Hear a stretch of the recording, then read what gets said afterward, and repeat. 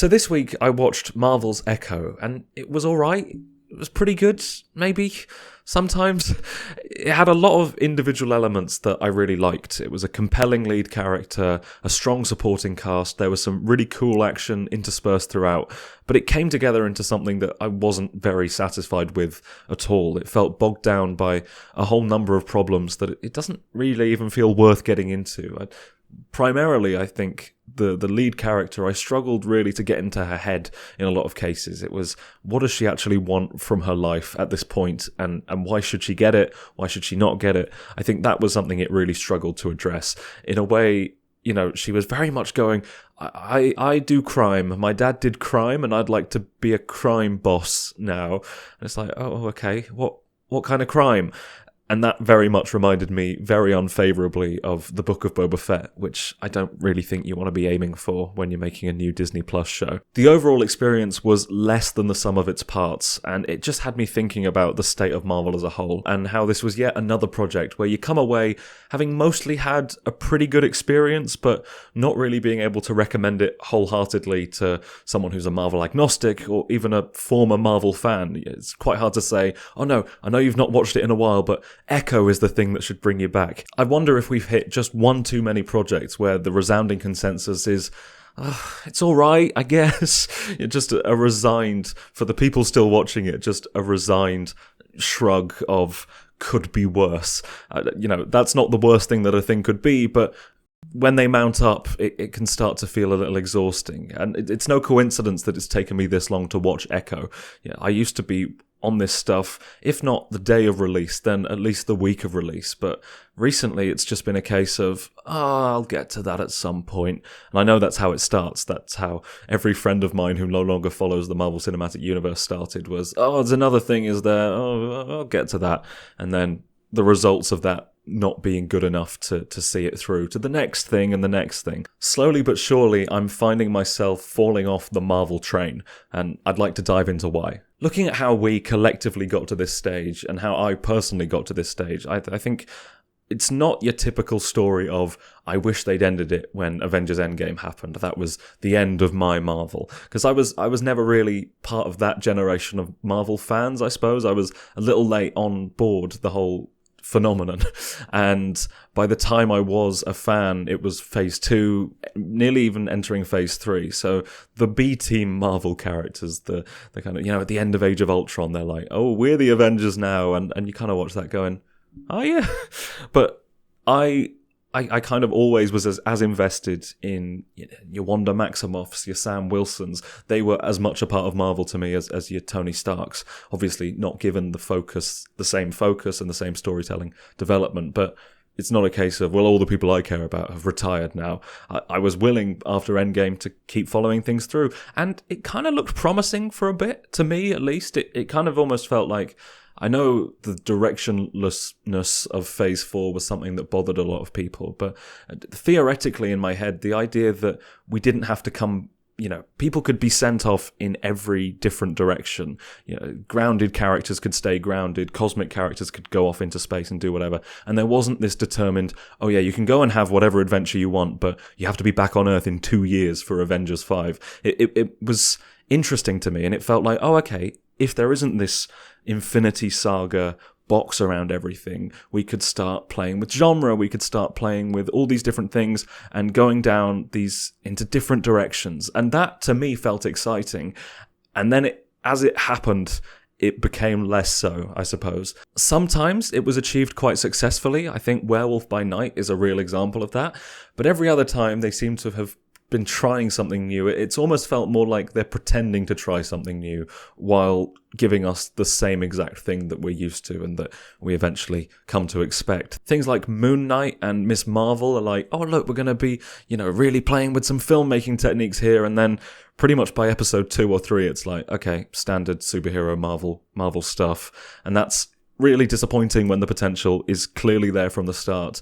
She-Hulk was another one that I ended up actually kind of enjoying because it was almost a real TV show with a real sitcom setup. And the more it lent into that, the stronger I felt it was. But then it was still held back by these Marvelisms that it then tried to say, well, yeah, but we're in on it, so we're not doing it. But at the same time, the She-Hulk finale, although it is trying to rebel against being a Marvel finale, it is much more of a Marvel finale than a sitcom finale. So yeah, every time they tried to do something, it was a case of, yeah, but you're not really doing it, and it seems you're afraid to do it, and in being afraid to do it, you're not getting anywhere. But even though those projects were obviously flawed, I found stuff to like about them, and I didn't really subscribe to the whole idea of they should just stop, no one's interested in this stuff. I kind of felt like, hey, these weren't perfect. There were obviously things that were really holding them back, but the end is not necessarily predetermined here. We can push through this semi-rough patch of not great projects. And I think, in my eyes, the solution wasn't they need to have more direction, really pivot to whatever the next thing is, Thanos, Galactus, multiverse, Kang, whatever. It never felt like that was the solution, and it also never felt like the bring people back that people care about of the X-Men or the Spider-Men or even the Marvel men that are from this series but have died. It never felt like that was the solution. What it felt like Marvel really needed was a few wins in a row. Just a few projects that everyone could unanimously agree were really good, and that people could look at and say, oh yeah, I remember why I'm a fan of these things and not just a fan of the idea of them. I think this idea in my head seemed so clear that this could be salvaged, I guess, that I've been in denial about the state of Marvel for a while, or at least unwilling to say that the whole experiment is dead and over. I think I've held on to this sinking ship for longer than a lot of other people have, and it's only now that I kind of look back and look at where we are now that it is looking rough. Because for a while it seemed like just over the horizon were the next set of quality, good things that would bring people back.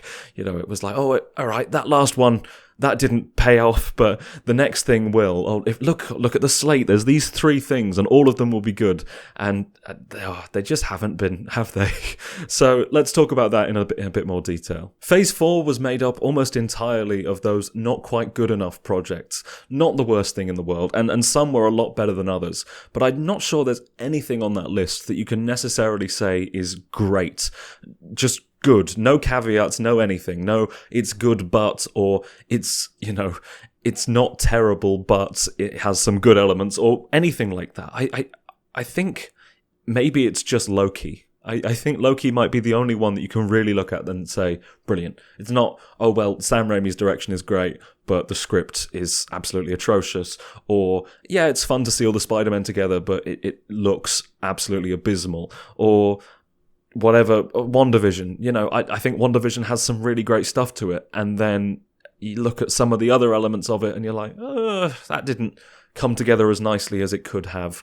And I mean, some things felt like they were ruined a little bit by COVID and the struggles of that production. Other things don't have that excuse and are worse. And I think a slate like that, having mostly mixed bags, some pretty good, some pretty bad, but on the whole all held back by something. That would be one thing if there were 5 of them, but there were 15, and 15 projects in about 2 years, and all of them had their issues, really. And I think that's a ridiculous amount of content to be putting out into that. And I hate the word content, but it felt like content. It was content. It was streaming content. It took one of the most crowd-pleasing, invincible-looking franchises in the world, and probably in about a year, made it fairly inaccessible to your average normal person who was interested in these things. I think that's incredibly impressive. I think it's a failure for the ages. I think it makes, you look at the Disney Plus output, it makes Star Wars look like the most healthy franchise of all time. It's like, well, look, 3 or 4 Jon Favreau spin-offs. That's all right compared to this. When WandaVision started, and when Falcon and the Winter Soldier and Loki, maybe whatever was after that, I would excitedly message my friend every week when a new episode would drop and say, What did you think of it? You know, are you excited for next week? What do you think's going to happen? It was this whole thing. I don't know now if I know a single person in the real world who keeps up with this stuff and is as up to date as I am, which until recently wasn't completely up to date. I don't think I know anyone, and even like my friends on the internet who are fans of these things, I'm sure they've all missed things as well. It completely has changed perception of this franchise. I used to go and see every new Marvel film with my friends, and through COVID that wasn't so much of a thing, but after that it's pretty unheard of as a concept. Like, no one wants to see these things.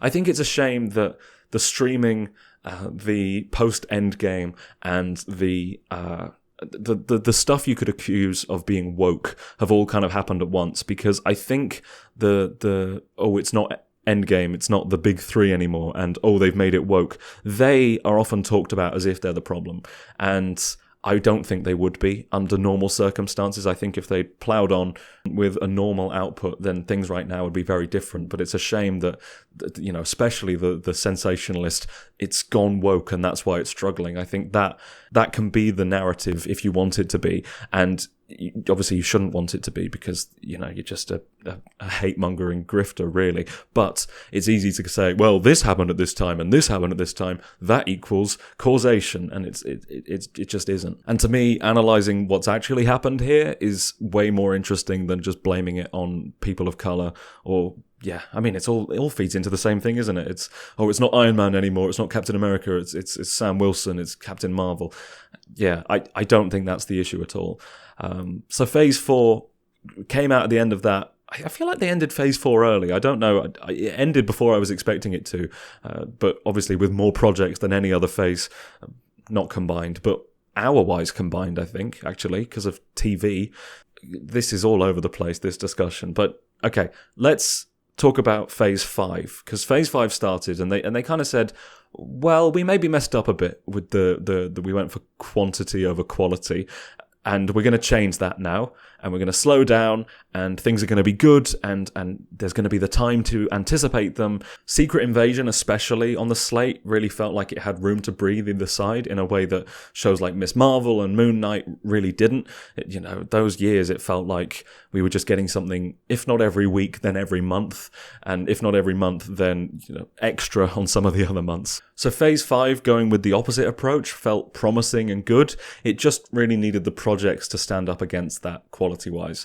And obviously, more things were introduced as far as an overarching story, and now that is looking a little bit more in trouble. But just let's look at the individual releases of Phase 5 and see whether or not they add up to something that is more or less hopeful than the state of Phase 4.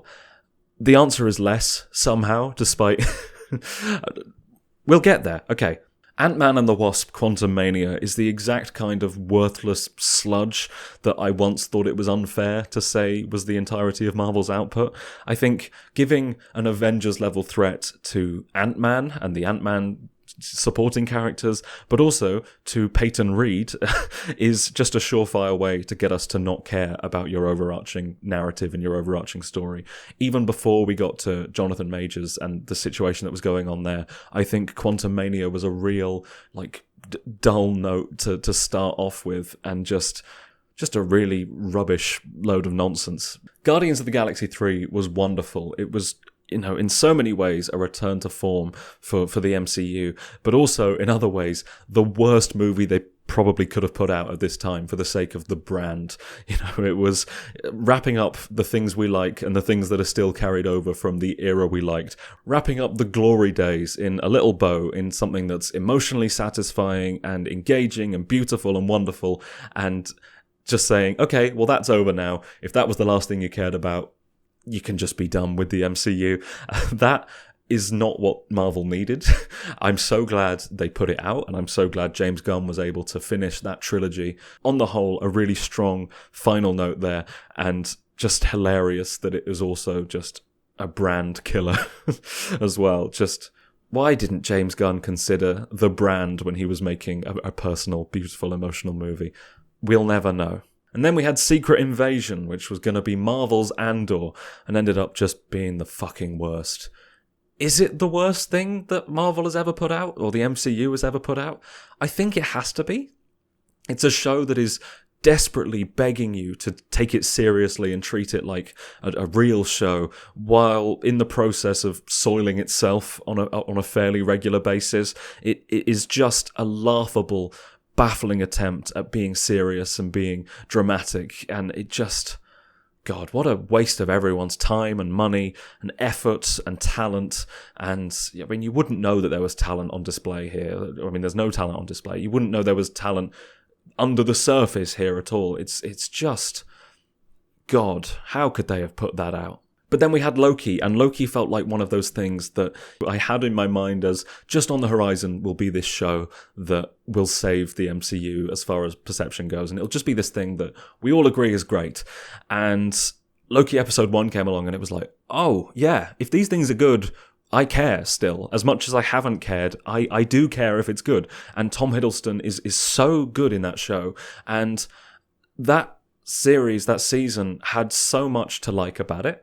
It really did. There was a lot of great stuff. The production design, the music, everything in a way that Marvel hasn't done ever, really. It felt like a real show. And obviously, I mean, Loki season 1, it did do that. But it felt like a real thing that had ideas behind it, and it was being put together in a way that came into something fantastic.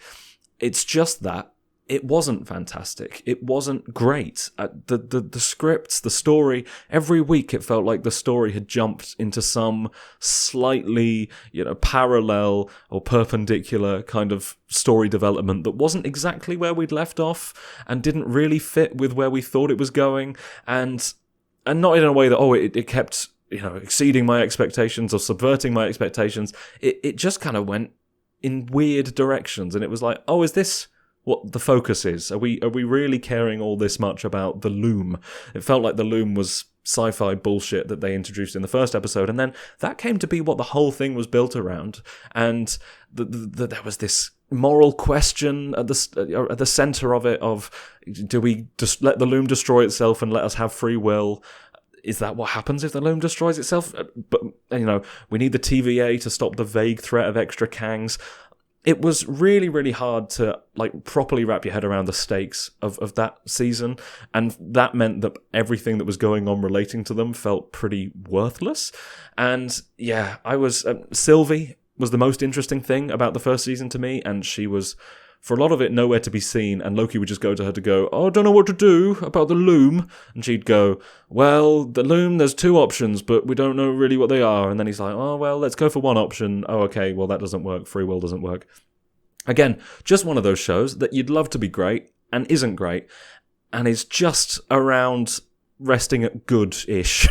Not good enough is the thing, and that was the devastating one. It was this should have been a shining light in this phase of Marvel, and it has just become nothing. It's just become meh, alright, pretty good. I like the supporting cast of Loki that were established in season 1, and yeah, no, a really disappointing entry. And then we had the Marvels, which again felt like something that, if it was good, could be great, and it had so much going for it. I think Iman Vellani was so fantastic as Kamala Khan, and we had the supporting cast of her family, and I think Carol Danvers is a character that could be fun if they wrote her as fun, and could be done with being written as more fun, and there was some stuff with the team and everything. I watched the film. It's not a real film. It's like they took a 2.5-hour film and just chopped it up willy-nilly, assessing which lines of dialogue are 100% completely relevant to the plot and which things we could get rid of without much... what's she called? Monica Rambeau. She is so absent from this film that is supposedly like a team-up movie between her and the other two. But in every sequence, it's like, okay, which one do we care about the least? It's Monica. Okay, let's get rid of Monica unless she has a very plot-important line. So she vanishes for all these sequences, and then you're like, what's Monica doing at this time? And then she's like, guys, I've got the ship. Come, let's take the refugees to the ship. And it's like, oh, Monica's on the ship, is she? Great. And just all these things that felt like they'd just absolutely gutted this film for what it was meant to be. And obviously they don't do that for no reason. You know, in the edit, there must be something. It wasn't coming together in a way that people were responding to. But the idea of this being the solution, because the problem is there's a lot to like in it. Not even like theoretically, there's a lot to enjoy with this film. It's just that the finished product is so bafflingly weird and incomplete feeling that it's almost like. It's the exact definition of not good enough, because it's good, but there is literally not enough of it. And not in a case of it leaves you wanting more. It leaves you wanting enough. It leaves you wanting enough to make these emotional arcs real. Monica, spoiler alert for Captain Marvel 2, the Marvels, Monica has a sort of sacrifice at the end that's meant to be a big emotional moment, but she's just not here. And like, And it's not even when they're teamed up, it's also before they're teamed up, and they're like doing a fun body swap thing. But it's like Monica's part of that isn't relevant enough to be shown. So it's again a three-way swap essentially between two characters. And yeah, really weird stuff, and ends on a very desperate note in the post-credit scene. A very kind of, oh God, what can we do to get people to give a shit? And by the sounds of it, people don't care about what was teased. And this is something that would have been huge a few years back. It really would have broken the internet, the fandom world, everyone, everything. And it's just something that people are like, oh, is that what they do? Okay, yeah, I guess that's what we're doing now. And that's how I feel as well. You know, I'm talking a lot about this hypothetical, general public fan, but it's me as well. I'm finding it harder and harder to care about these things, and not because I don't care for the characters. I think in a lot of cases that's what it is for other people. This isn't my Marvel, these aren't my characters, these aren't my Avengers. But I was in a position where they could have been, I think, and these characters could have been the next generation that I was fully on board with. And it's just that I was so enthused when Miss Marvel first premiered. I was like, well, great, a new character that I really, really enjoy. I will watch her in anything. And God, I just don't care. I wouldn't mind if the whole thing just fizzled out at this point. What else was in Phase 5? I'm getting a little bit ahead of myself. What if that was never going to be the thing that saved Marvel in the eyes of the general public? It's for the fans in a way that is very fun, but not necessarily something that you're going to watch with your family or go to see with your friends. It's a very much a Marvel for Marvel fans, which, if everything else was successful and crowd pleasing and everything, that would be great, but it's not. So yeah, Phase 5. What else? Echo, as I've said, I wish it was great. It's not great. Nothing's great. Everything is not good enough. Nothing is hitting the notes it needs to stop this ship from sinking, I think. And I mean, it's funny that Echo is the thing that has really prompted this from me, because it's far from the worst. I think Secret Invasion should have made me go, this is over, tear everything down, Patchy the Pirate, rip my Marvel posters off the wall. Not that I have any, but just something bad like that really can feel like an exception, whereas just an unrelenting barrage of fine, that's when it really starts to feel like an issue. And I think a lot of these things really needed to be great, and it's not even a case now of, well, the next few things could be great. I feel like maybe we have crossed a point of no return, and we have to consider just abandoning ship, really. I'm talking about trains, I'm talking about ships, I need a consistent metaphor. The Marvel tram is leaving the station and we're not on it anymore. Because it just all seems to be folding in on itself at this point in desperate efforts to make us care. More and more threads are being introduced and dropped. I think part of the success of the Infinity Saga, those first phases, isn't that everything was planned, but that they were able to build on previously teased threads in a way that made things look planned. I think it convinced people that everything had been mapped out meticulously. Like, there was no thread that was introduced like, oh, what's this going to lead to? And it came to nothing, or it came to something really, really disappointing. It really felt like they were like, okay, let's plant the seeds here and then pick them up at the right time. You don't pick up seeds. God, I need some sort of metaphor chart to keep me on topic. It's a shame a series like this can't realistically go out with a bang. I think, obviously, there's the Endgame argument that things should have stopped at Endgame, and I think the further we get from Endgame, the more it's kind of like, yeah, that may have been preferable, actually, to end on a sort of high note. I think it would have been sad to say, well, the old fuckers are dead, and that's it. There's no space for anyone else in Marvel. I think that would have been a shame, and I think it would have felt like there was more stories to tell, especially with, and it's a shame, like characters like T'Challa, just unavoidable. Sorry, I've completely rediscovered. I've seen Shuri on the monitor there, and I've just remembered that was something that really could have led this next generation into having characters like T'Challa at the helm, or not even characters like, having T'Challa at the helm of it could have been really, really important and great, and Black Panther could have gone on to have 5 movies, but God, it just sucks, doesn't it? And that's a really unfortunate thing, that Marvel has had a couple of instances of just things that were out of their control in a time where they really needed things to go their way. And I don't feel immense pity for the $1 billion company. I just think that if we're looking at where this stuff went wrong, there are some examples of times where it was no one's fault, but, well, no one at Marvel's fault, I think. But yeah, it can't go out with a bang. I think the nature of a series like this is that it has to just keep going until it realizes that no one cares and no one gives a shit, and then it just fizzles out and reboots itself, or disappears for a while, goes on hiatus. It's not a case of, oh, we could maybe build to one more good finale that ties in everything. That's not how it works. They are going to keep trying until it completely stops, and I think that's a bit pathetic. So, yeah, in that sense, having an actual conclusion finale film would have been lovely. But where we are now, I don't know, just stop. Just put it out of its misery. Is that where we're at? I think it might be. If it is dying, then it is currently in the process of a slow and painful, pathetic death. And if this is a rough patch that it's going to get through, then this is one hell of a rough patch. This feels like a video that's primed for like a but here's how to save it. But I don't know if we can, or even if I want to. Obviously, I am not a hugely unique take on this. There's been the MCU is dead take videos for years. And I don't know, I think my perspective here is not a kind of gloating, haha, the MCU's bad and I've never liked it and now it's over. I did like this stuff. You know, I was invested in these characters and this story for a time. But there was a time where I felt like I would be forever. And I think they could have kept me on that hook for a while. And obviously, I'm still watching the Disney Plus shite that they're putting out. So in a way, I am still, as far as being a consumer goes, on that hook. But I'm not someone now who's saying, the MCU's dead, I told you so.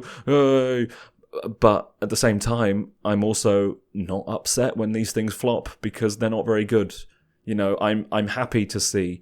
I'm enheartened. Is that?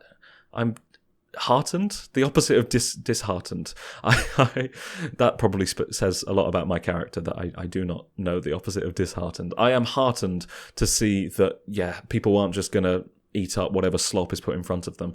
Again, I say that I am doing that, but I'm doing it so you don't have to, and that's what I will tell myself. It's all for the content. It's all for the Joe Brennan YouTube channel that I've never made a Marvel video on before in my life. But yeah, I like to be in the loop on these things, and it is just a rough situation. And I like to think that the failure of something like the Marvels would make them look at themselves and go, okay, what have we done wrong? And that, you know, it would be a learning experience, but I don't trust them to do that at all. I don't trust them to learn the right lessons from success. I don't trust them to learn the right lessons from failure. I think probably looking at No Way Home as an example of success, it's like, oh, okay, people don't like stories with, I think that story had a big heart, but they're going to look at that and go, people like multiverses, eh? They like the olden days. They like Tobey Maguire Spider-Man, and obviously they do, but I think... And then looking at Captain Marvel, it's like, okay, women don't do well at the box office, do they? I can imagine that is a conversation being had at Marvel Studios at the moment. And so, yeah, I have no faith that the current trends of this stuff is actually going to do anything productive or constructive when it comes to their output. Is this the end of the video? It kind of feels like it. It's not exactly a fully structured argument. It's not a passionate takedown of Marvel, because, when you're consistently disappointed by a string of disappointing, not good enough projects, it doesn't make you passionately angry, because you're not passionately anything. It's like the opposite of love not being hate, but being indifference. I don't feel anything towards Marvel right now. I kind of do hope we one day get something good from this, not because I'm loyal to the MCU as a brand, but because I think superheroes are really cool. And the shared universe as a concept is something that I think has good potential for good things, even if it has felt like mostly a hindrance for the last, well, just for recent memory, really. I hope you have enjoyed this video. I don't know if it was a diagnosis of Marvel's situation or a post-mortem. Either things need to get better quickly, or they needed to get better and it's already too late.